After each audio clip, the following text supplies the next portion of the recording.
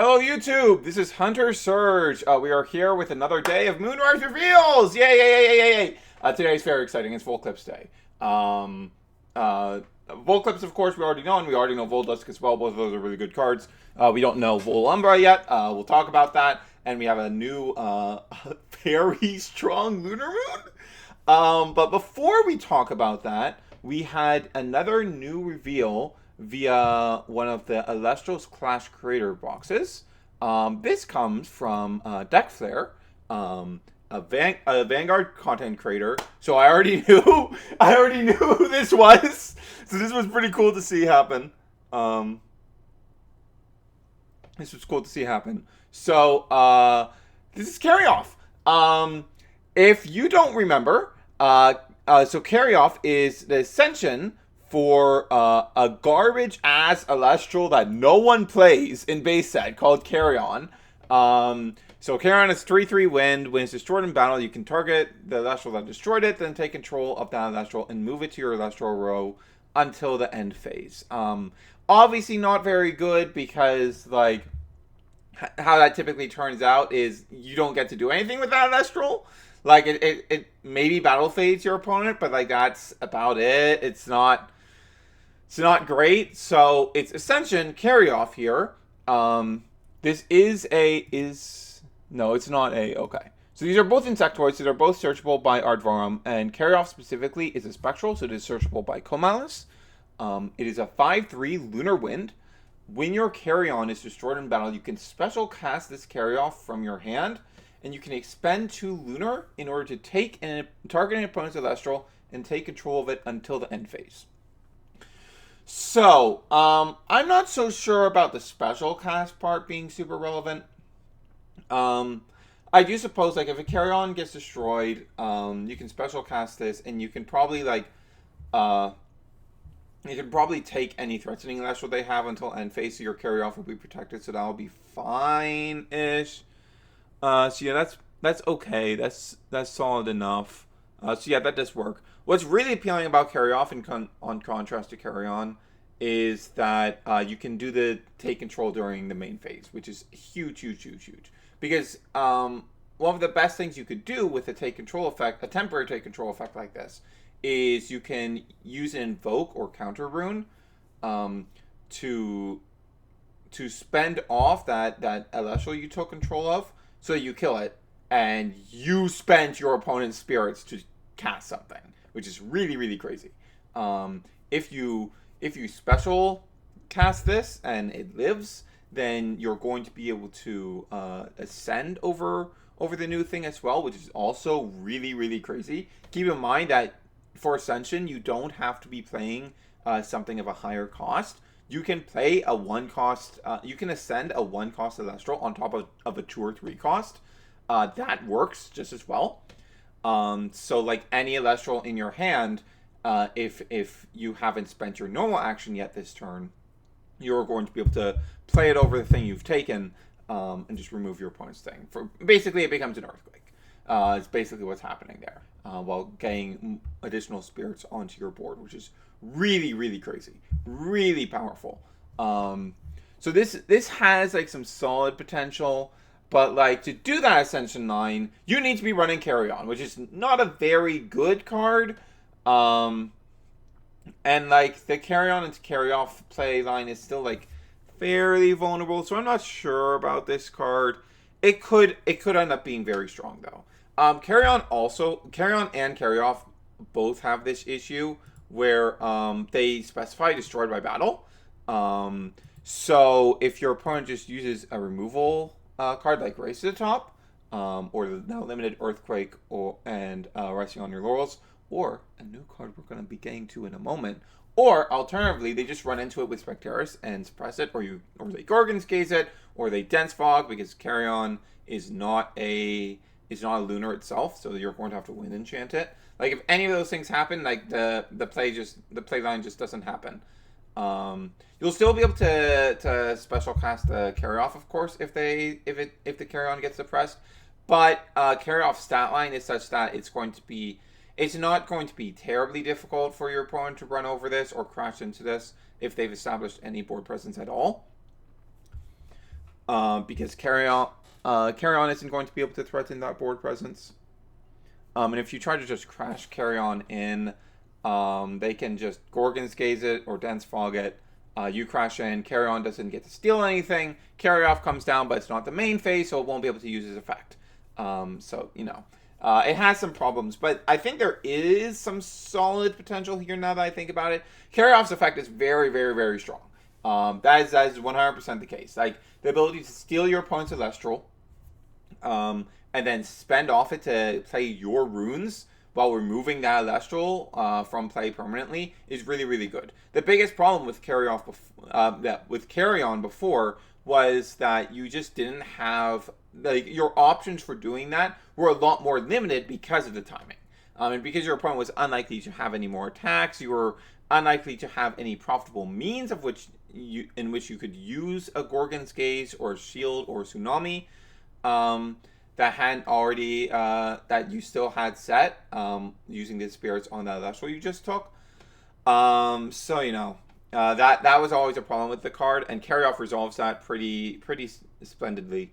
Of course, it also has access to the special ascension tools that Lunar has. Like, you can take advantage of Gloombat to just go straight into this. Ectopossum to get a body on board that you can ascend this over. Tons of stuff like that. So yeah, there's some very, very strong potential with Carry Off, I think. It does have some weaknesses in the cards that you typically want to run with this, and like, it is very combo oriented, but it can do some very funny stuff. And like, that end of the day, that's going to end up as a removal effect 9 times out of 10. And that's very, very strong. Okay, let's get into the new reveals. So, let's go over them real quick. Voldusk, with its Moonrise art. So, we've gone over this before, but Voldusk is a 1/5, very good stat line, Lunar. It is not spectral. It is, I don't believe we could see the subtype line before. We couldn't ever see it on Volclipse either. But it is a, whatever that beast one is, and ethereal. So it cannot be searched by Cold Malice, unfortunately. But it can be searched by Exaltus. It is another 5 that Exaltus can search. But when you cast any Lunar Phase, you get to draw a card or return a Lunar from your Underworld to your Spirit deck. So you either get to refund your Lunar Phase, or you get to just draw a card for your troubles. Like, incredibly powerful. And this effect can be activated twice per turn. We already know that Lunar Phase Full Moon is a counter rune, so that's going to give you ways to trigger this on both turns during a turn cycle. And if like a decent amount of those Lunar Phases are counter runes, well, we're in a really good place. We're in a real good spot if that's the case. Okay, why did I unfull screen it? That's stupid. Okay. Next is...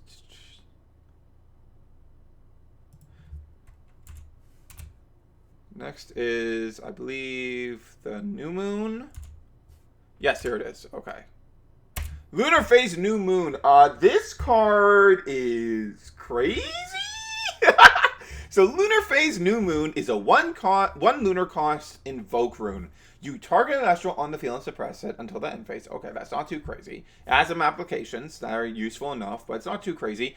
Then you may expend Lunar equal to the targeted card's enchantment cost and discard a Lunar Phase. If you do, destroy it.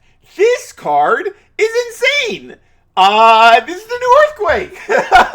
So, like, if I assumed that the Lunar Phases would probably be pretty minor effects, and the idea would be, okay, you run like one copy of each of the 8, and you just dump them from deck to get your thing set up. But that doesn't seem to be what we're going for now.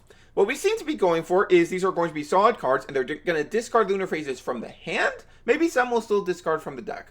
But discard from the hand for effects that are very much worth it. Like, if we just get a bunch of, like, runes, like, outside of Full Moon, which is, like, an Ascension tool primarily, and that's all it needs to be doing.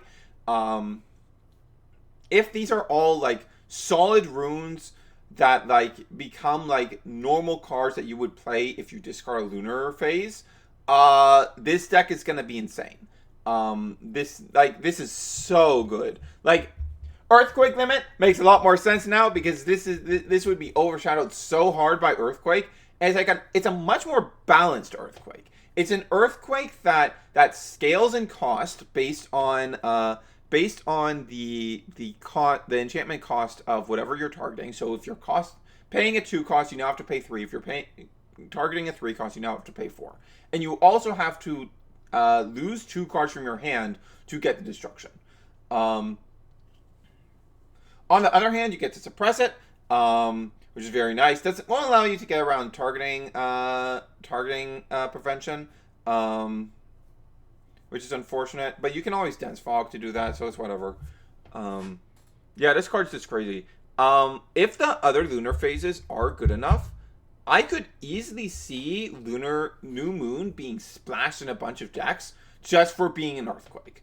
Like if we get 1 or 2 more like really solid on their own lunar phases, as long as you're running a sufficient number of other lunar phases, then I could really easily see this being splashed. And like if that happens, that's fine, because this is a much better balanced earthquake, and at the same time it will deal with the problems that can arise from having from Elestrals lacking that targeted removal. So that's really, really cool. I like this design a lot. This card is crazy good. This card's so strong, man. Oh my god.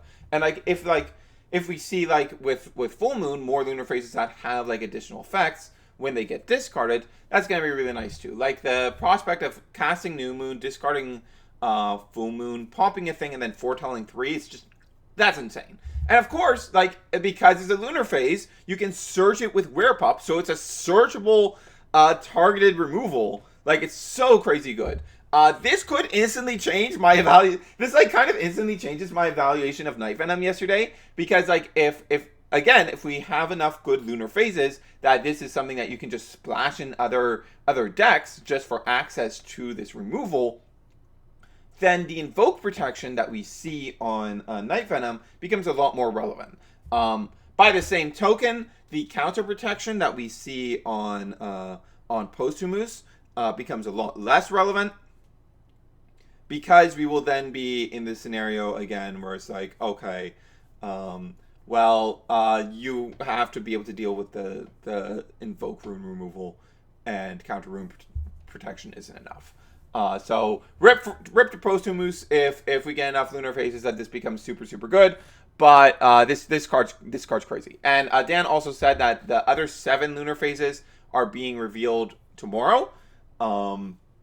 So we will find out how good this package potentially will be tomorrow. So I'm very, very excited for that. Wow. This card's so crazy, man.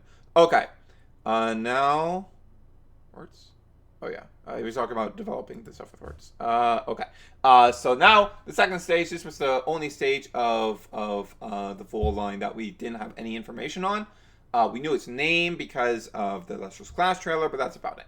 So it is a 5/7 2 cost. That stat line is crazy. 8/5 on Rhinosect is just bar none the best stat line on any 2 costs in the game, and this is almost as good. Very, very strong stat line. Very impressive stat line right out the gate. So when you discard a lunar phase during your main phase, you can special ascend your Voldusk to this Volumbra from your hand. That's immediately very, very nice. A stat line of this good, special ascending that easily, you just use your lunar phase earthquake, your new moon, to pop something. You discard a lunar phase to do that, and now you just special ascend into Volumbra. And then when you cast lunar phase full moon, and you did that while also drawing a card off of the Voldusk first, which is, oh my god, it's all so crazy. And then when you cast lunar phase full moon, the same one that Werepup needs to special ascend, you can special ascend this Volumbra to Volclipse from your deck. So Volclipse will be able to special ascend into. This is a solid enough middle stage that I could see seeing play, just for being those extra copies of Volclipse. However, it does have the problem of Full Moon is just not an incredible card, honestly, and the best part of it is its discard effect. So I don't know, it's kind of weird. Hmm. I don't know. I don't know where I'm sitting on this card yet, but it's interesting. And losing, sending over your full dusk means that you're losing the value you can continue to accrue by like having it continue to be on the field while you cast out lunar phases. Um, like this could, I can very easily see this going the way of many middle stages where it just doesn't see play because it doesn't really do anything on its own. Um, if the special ascension condition was a bit easier, wasn't so restricted to full moon specifically, it would probably be a lot better. Um, but I don't know. We'll see. We'll see how this goes. I'm not entirely sure where I stand on this. The stats are very good though, and then the first special ascension condition is probably going to be very easy because we'll probably see at least like 3 of the lunar phases with effects that discard a lunar phase. Um, and lastly, let's talk about Volclipse. This is our first look at the normal art of Volclipse. Looks very, very nice, actually. I like this art a lot. But as we surmised yesterday, it is a 6 attack base with 12 defense. And if you're unfamiliar, it gets +1 attack for each different title among Lunar Phase in your underworld. So it maxes out at 14 because there are 8 Lunar Phases. And you can shuffle 8 Lunar Phase with different titles from your underworld into your deck in order to return an opponent's field to their hand. So you just get to bounce an opponent's entire field. This is vulnerable to Gorgon's Gaze because those lunar phases will all be returned back to your deck before you get Gorgon's Gaze because it is the cost, which is unfortunate. But like for an effect this big, like it should have a cost like that. Its attack stat will also get pretty small after you do that in most cases. So that's also something to consider. Like any old 2 cost should be able to beat over a base attack Volclipse. So yeah, that is something to keep in mind with this. But it is very powerful and a very worthy boss card. I don't know about using it as a special send though, also off of full Umbra. Yeah, I think Volumbra might just end up going the way of many of the middle ascensions where you just don't run it, and you run the big guy and you run the small guy, and you're fine. Like you just hard ascend into Volclipse or whatever, and you're fine. You like just establish control of the board, go into Volclipse, bounce your entire board, go for game, stuff like that. Yeah, that seems like it might be more what ends up happening, especially because like we have like. If we're going to go for a special ascension with full moon, we probably want to be doing that with Rare Pup anyways. We do still need to see what Rare Pup's ascension actually does, what stat line looks like. That's going to be very important for assessing that card and which route we want to be going with utilizing our full moons. But yeah, I'm not so sure about Full Umbra, but Full Dusk and Volclipse are still really, really crazy cards. And New Moon is so incredible. That card is crazy good. Could be a huge game changer. And honestly, I think it's probably healthy to have like at least some good targeted invoke based removal in the game. Just costs it at in a better way than Earthquake was. This Lunar Phase New Moon definitely does that job. Definitely fulfills that role that we need.